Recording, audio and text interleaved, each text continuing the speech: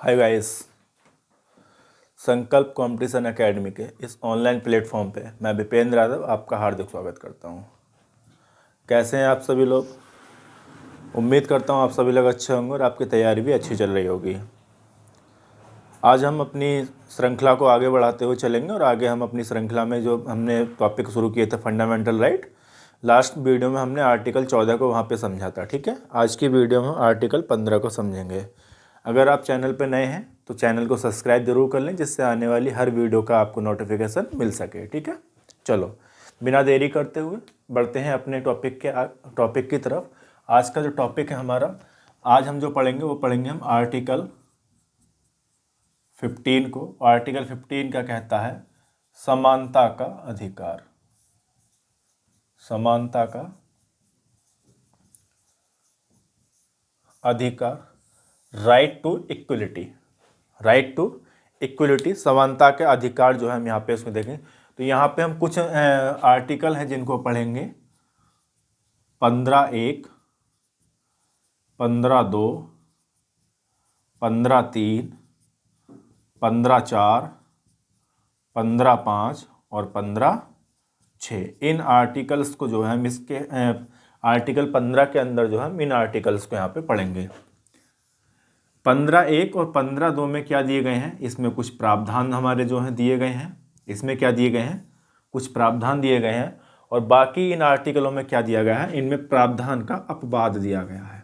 क्या दिया गया है? प्रावधान का अपवाद जो है इनमें दिया गया है। ठीक है, प्रावधान का अपवाद इनमें दिया गया है। तो हम सबसे पहले हम जो बात करेंगे, यह क्या देता है? समानता की बात करता है कि नागरिक क्या होंगे? भारत के अंदर जो भी नागरिक होंगे वो क्या होंगे? हर रूप से क्या होंगे? समान होंगे।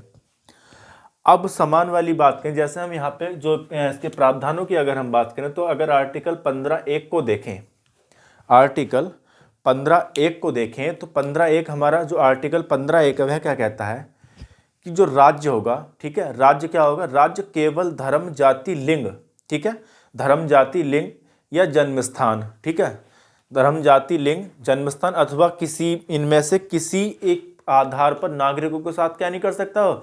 नागरिकों के साथ विभेद नहीं कर सकता, अर्थात क्या नहीं कर सकता? भेदभाव नहीं कर सकता।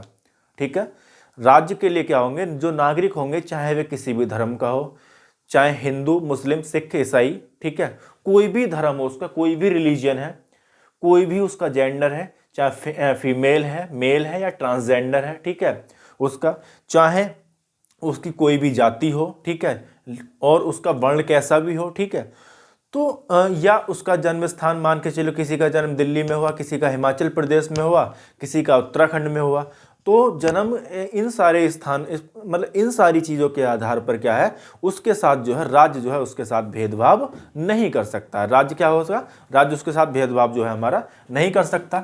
वहीं अगर हम आर्टिकल 15(2) की बात करें, आर्टिकल 15(2) की अगर बात करें तो आर्टिकल 15(2) क्या करता है? आर्टिकल 15(2) जो है हमारा आर्टिकल 15(2) क्या करेगा? 15(2) क्या कहता है? 15(2) कहता है कि कोई नागरिक धर्म, मूलवंश, जाति, लिंग, जन्मस्थान या अन्य इनमें से किसी भी आधार पर क्या होगा? किसी पर विभेद नहीं करेगा। 15(1) कहता है राज्य के बारे में। 15(1) किसके बारे में कहता है? 15(1) कहता है हमारा राज्य के बारे में। और 15(2) किसके बारे में कहता है? 15(2) कहता है हमारा जनता, जो हमारी क्या नाम है, जो नागरिक हैं, नागरिकों के बारे में कहता है कि कोई भी नागरिक एक दूसरे से विभेद, इन आधार पर क्या होगा? एक दूसरे से विभेद नहीं करेगा। दूसरी चीज 15(2) में एक चीज और कही जाती है। 15(2) में एक चीज और क्या कही जाती है कि सार्वजनिक स्थानों, सार्वजनिक स्थान जैसे क्या? सार्वजनिक भोजनालय हो गए, होटल हो गए, या रेलवे स्टेशन है, बस स्टेशन है, तो वहां पे भी क्या होगा? वहां पे इन लोगों के साथ में क्या होगा? भेदभाव नहीं किया जा सकता है। ठीक है, वहां पे इन लोगों के बारे में भेदभाव नहीं किया जा सकता है। राज्य के बारे में हमने राज्य शब्द यहाँ पे बात करी थी, जो राज्य हमारा, राज्य के बारे में जो है हम लोग आर्टिकल 12 में पढ़ चुके हैं। राज्य के बारे में आर्टिकल 12 में हम पढ़ चुके हैं कि राज्य हमारा क्या है। ठीक है, तो बिना देर करते हम इन सारी चीज़ों को जो है अपना नोट करना शुरू करते हैं। तो सबसे पहले जो हम यहाँ नोट करेंगे, पहला नोट जो हम बनाएंगे वो बनाएंगे हम आर्टिकल 15(1) पे। ठीक है, क्या? आर्टिकल 15(1). 15(1) क्या कहता है? कि राज्य, क्या राज्य केवल धर्म, जाति, वर्ण, लिंग, जन्म स्थान अथवा इनमें से किसी एक के आधार पर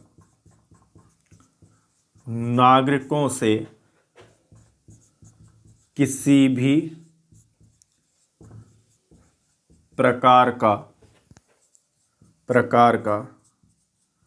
विभेद नहीं करेगा। क्या करेगा? किसी प्रकार का विभेद नहीं करेगा। ठीक है, क्या एक शब्दों में बात कह सकते हैं, क्या कह सकते हैं कि राज्य पर प्रतिबंध लगाता है। राज्य पर प्रतिबंध लगाता है। किस चीज का प्रतिबंध लगाता है? विभेद करने का। क्या करने का? विभेद करने का। किसके साथ? अपने नागरिकों के साथ में, अपने नागरिकों के साथ में। ठीक है, यानी कह सकते हैं कि जो हमारा आर्टिकल 15(1) है, 15(1) क्या करता है? राज्य पे प्रतिबंध लगाता है। प्रतिबंध किस चीज का लगाता है? कि वह जो है अपने नागरिकों के प्रति क्या नहीं करेगा? विभेद नहीं करेगा, अपने नागरिकों के प्रति भेदभाव नहीं रखेगा। ठीक है, अब हम यही बात करेंगे आर्टिकल 15(2) के बारे में। अभी हमने यहाँ 15(1) को देखा, अब हम बात करेंगे किसके बारे में? 15(2). 15(2) हमारा क्या कहता है? देखो 15(2) में क्या, यहाँ पे बात करी गई है किसके बारे में? यहाँ बात करी गई है राज्य के बारे में। यहाँ किसके बारे में बात करी गई है? यहाँ राज्य के बारे में बात करी है। और यहाँ क्या, किसके बारे में बात करी जाएगी? यहाँ बात करी जाएगी नागरिकों के बारे में। किसके बारे में बात करी जाएगी? नागरिकों के बारे में। ठीक है, तो हम यहाँ कह सकते हैं कि कोई नागरिक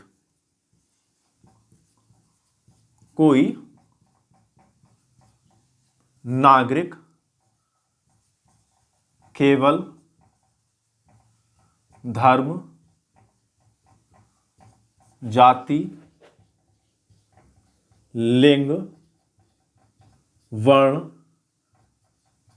जन्म स्थान, ठीक है, इनके आधार पर क्या नहीं करेगा? भेदभाव किसी से वह व्यक्ति नहीं करेगा। ठीक है, आगे बढ़ते हैं। आगे हम यहां बात करेंगे किसके बारे में? आगे हम बात करेंगे आर्टिकल 15(3) के बारे में। ठीक है, 15(3) के बारे में हम बात करेंगे। 15(1) क्या था? 15(1) बोल रहा है कि जो राज्य है वो राज्य केवल धर्म, जाति, लिंग, वर्ण, ठीक है, जन्म स्थान या इनमें से किसी एक के आधार पर क्या नहीं करेगा? इनमें से किसी एक के आधार पर भेदभाव नहीं करेगा। ठीक है, इनमें से किसी एक के आधार पर भेदभाव नहीं करेगा। लेकिन यहीं पे क्या है? 15(2) क्या कहता है? 15(2) वही कहता, 15(1) राज्य पे प्रतिबंध लगाता है, 15(2) किस पे प्रतिबंध लगाता है? 15(2) नागरिकों पे प्रतिबंध लगाता है। किस पे लगाता है? वह नागरिकों पे प्रतिबंध लगाता है। ठीक है, अब हम इसके एक्सेप्शन देखेंगे, कुछ जो अपवादों के बारे में हम यहां बात करेंगे। तो यहां पे 15(3) में पहला अपवाद दिया गया है। 15(3) में क्या दिया गया है? पहला अपवाद दिया गया है। पहला अपवाद किस में दिया गया? पहला अपवाद जो दिया गया है हमारा, वह 15(3) में दिया गया है। किस में दिया गया है? 15(3) में दिया गया है। अब क्या है 15(3) में क्या कहा गया है? 15(3) में कहा गया है कि 15(1) व 15(2), 15(1) व 15(2) के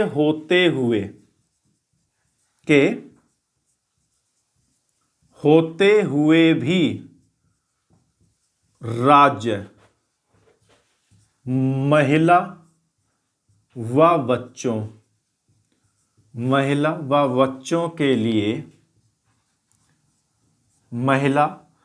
बच्चों के लिए विशेष प्रावधान दे सकता है। विशेष प्रावधान दे सकता है। क्या कर सकता है? विशेष प्रावधान दे सकता है, विशेष उपबंध उनके लिए कर सकता है। अब विशेष उपबंध वाली बात क्या, ये विशेष उपबंध में क्या है, यहाँ पे विशेष उपबंध में जैसे यहाँ पे दे दिया क्या भाई, विशेष उपबंध की अगर हम यहाँ पे बात करें तो जैसे बालकों के लिए अगर हम बात करें तो बालकों के लिए क्या उपबंध जो है यहाँ पे इन्होंने कर दिए गए भाई, 0 से 6 वर्ष के कुछ बच्चे, ठीक है, 0 से 6 वर्ष के बच्चे, इनको आर्टिकल 45 में डीपीएसपी दे में वो कर दिया गया, ठीक है। और यहाँ पे 6 से 14 वर्ष के बच्चे, 6 से 14 वर्ष के बच्चे, ठीक है। अब 6 से 14 वर्ष के बच्चों को क्या कर दिया गया, आर्टिकल 21A, आर्टिकल 21A और आर्टिकल 51K, ठीक है, 51K, इनमें क्या कर दिया, इनको विशेष प्रावधान दे दिए गए, ठीक है। भाई 6 से 14 वर्ष के बच्चों को क्या दे दिया गया, 6 से 14 वर्ष के बच्चों को दे दिया गया निःशुल्क शिक्षा का अधिकार दे दिया गया, है ना। तो इनमें क्या कर दिया गया, इनमें क्या हुआ, इनमें अलग अलग तरीके से क्या कर दिया गया, विशेष प्रावधान जो है यहाँ पे कर दिए गए। दूसरी जो हम बात करेंगे, दूसरी बात करेंगे 15(4) के बारे में। दूसरी बात किसके बारे में करेंगे, दूसरी बात करेंगे हम 15(4) के बारे में। भाई 15(4) हमारा क्या कहता है, 15(4) में क्या है, 15(4) में हमारा दूसरा अपवाद है। 15(4) में क्या है, दूसरा अपवाद है। अब दूसरा अपवाद हमारा क्या कहता है, दूसरा अपवाद कहता है, दूसरा अपवाद कहता है कि 15(1) व 15(2) के होते हुए भी, 15(1) व 15(2) के होते हुए भी राज्य, ठीक है, 15(1) व 15(2) के होते हुए भी राज्य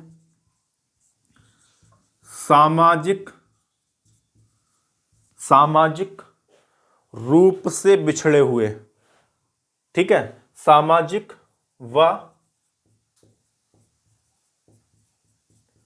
शैक्षणिक रूप से, सामाजिक व शैक्षणिक रूप से पिछड़े व SC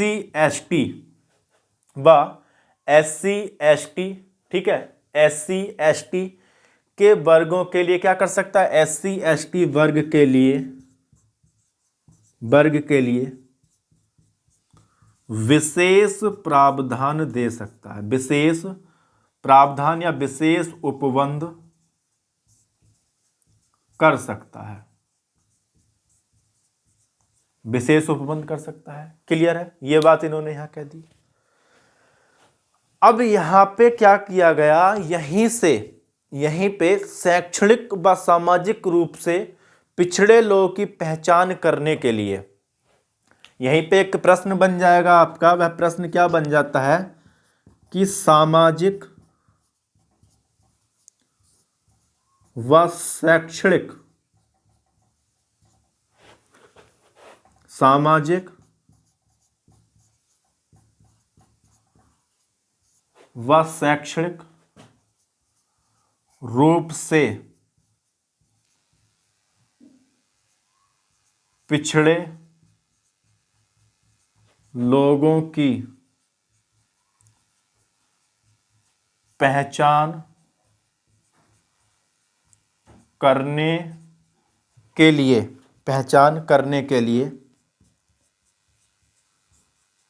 राष्ट्रपति द्वारा,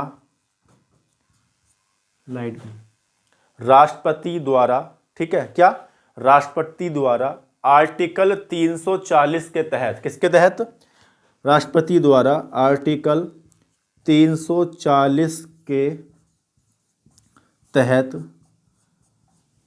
राष्ट्रीय पिछड़ा वर्ग आयोग का गठन किया गया। राष्ट्रीय पिछड़ा वर्ग आयोग का क्या किया गया, गठन किया गया, ठीक है।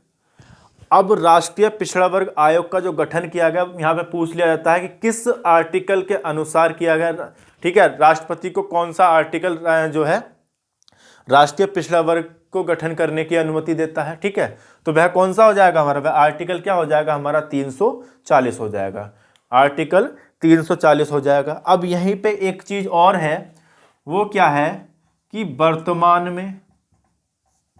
वर्तमान में आर्टिकल 340 के आधार पर ही, वर्तमान में आर्टिकल 340 के तहत ही, ठीक है, के तहत क्या किया गया, के तहत जो है हमारा मंडल आयोग का गठन किया गया। ठीक है, किसका गठन किया गया, मंडल आयोग का गठन,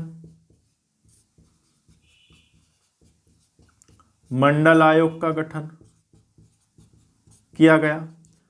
अब मंडल आयोग का काम क्या होता है भाई, मंडल आयोग का काम क्या होता है, मंडल आयोग जो है वह सामाजिक व शैक्षणिक रूप आधार पर, ठीक है, सामाजिक व शैक्षणिक रूप से जो पिछड़े हुए लोग होते हैं, पिछड़े लोग जो लोग होते हैं उनको क्या देता है, आरक्षण की बात करता है। किसकी बात करता है, आरक्षण के लिए क्या बनाया गया, मंडल आयोग बनाया गया। कौन से आर्टिकल के अनुसार, आर्टिकल 340 के अनुसार। ठीक है, आर्टिकल 340 के अनुसार जो है ये बनाया गया। अब यहीं पे एक चीज और हो जाती है कि यह इस 15/4 के बारे में अगर हम यह बात करें तो 15/4 जो है, यह जो 15/4 है, 15/4 जोड़ा कब गया, तो 15/4 जो है यह है फर्स्ट कॉन्स्टिट्यूशनल अमेंडमेंट एक्ट 1951, यानी प्रथम संविधान संशोधन अधिनियम द्वारा जो था ये द्वारा जोड़ा गया। ठीक है, प्रथम संविधान संशोधन अधिनियम द्वारा जोड़ा गया, क्या, जो हमारा आर्टिकल 15/4 है। ठीक है, 15/4 किसके द्वारा जोड़ा गया, 15/4 जो है हमारा जो पहला संविधान संशोधन अधिनियम है उसके द्वारा क्या है ये हमारा जोड़ा गया। ठीक है, आगे बात करेंगे, अगली बात करेंगे हम आर्टिकल 15/5 की। ठीक है, 15/5 हमारा क्या कहता है,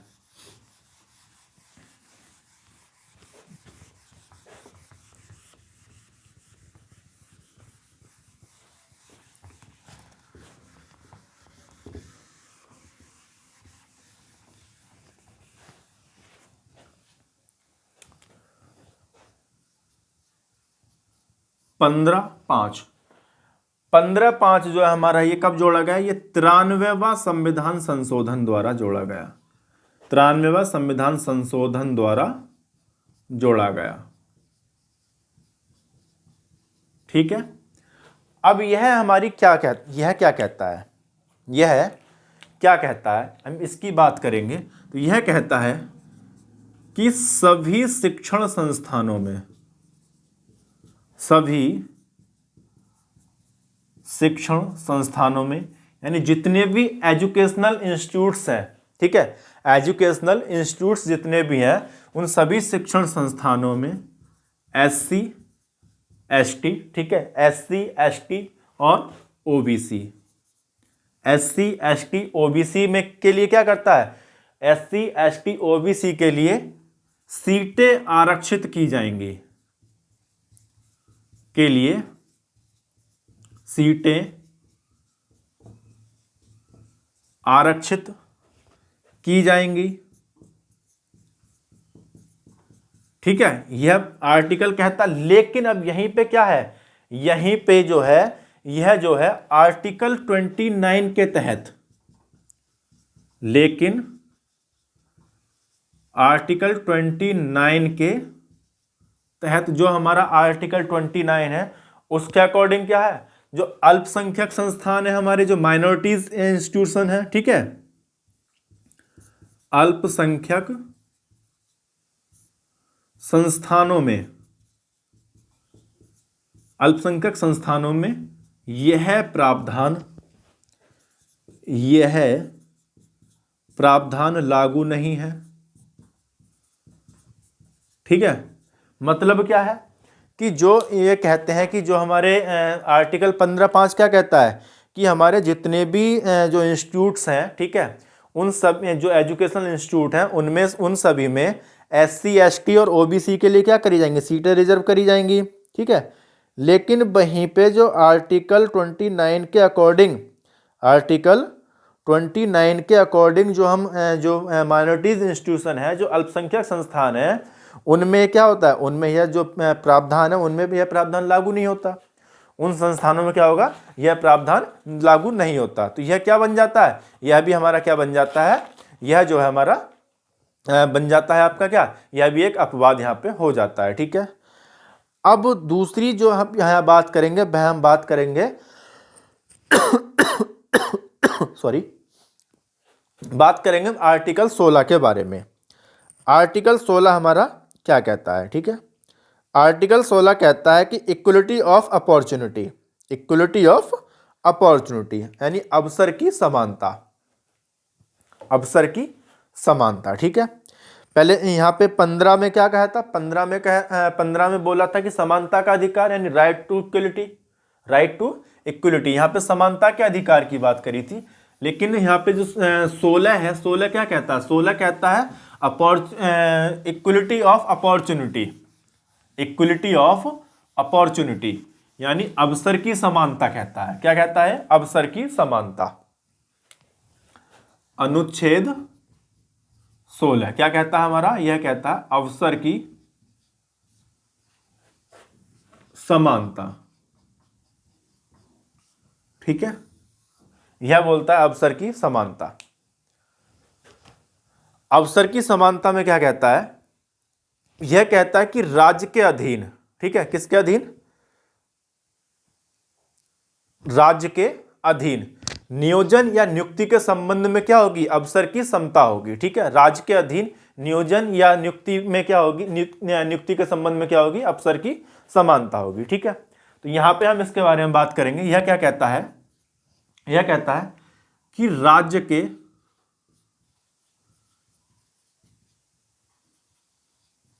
अधीन, राज्य के अधीन नियोजन,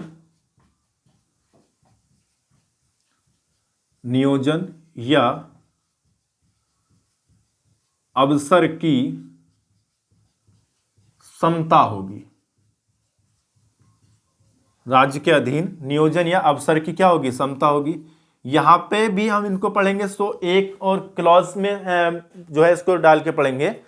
तो ये क्या हो जाता है, ये हो जाता है हमारा 16(1) हो जाता है। ठीक है, अब यहाँ पे जो हम देखेंगे वो देखेंगे 16 क्लॉज 2, आर्टिकल 16 क्लॉज 2 को देखें तो आर्टिकल 16 क्लॉज 2 क्या कहता है, आर्टिकल 16 क्लॉज 2 कहता है कि राज्य के अधीन किसी नियोजन या पद के संदर्भ में केवल धर्म, मूलवंश, ठीक है, जाति, लिंग या जन्म स्थान के आधार पर क्या नहीं कर सकते, यहाँ पे जो है किसी भी आधार पे कोई नागरिक ना तो अपात्र होगा और ना ही क्या होगा उसके साथ भेदभाव किया जाएगा। ठीक है, तो इन सारी चीज़ों को जो है हम नेक्स्ट सेशन जो हम कल करेंगे उस सेशन में हम यहाँ पे देखेंगे। वहाँ पे नेक्स्ट सेशन में हम जो इनसे रिलेटेड, इन आर्टिकल से रिलेटेड जो केसेस हैं, जैसे कि एक जो केस था हमारा बालाजी बनाम मैसूर राज्य वाला है, इंदिरा साहनी वाला केस है, इन सारी चीज़ों को यहाँ पे देखेंगे। ठीक है, चलिए आज के सेशन को यहीं रखते हैं। वीडियो पसंद आई तो लाइक जरूर करें, चैनल को सब्सक्राइब करें। ठीक है, ओके, धन्यवाद।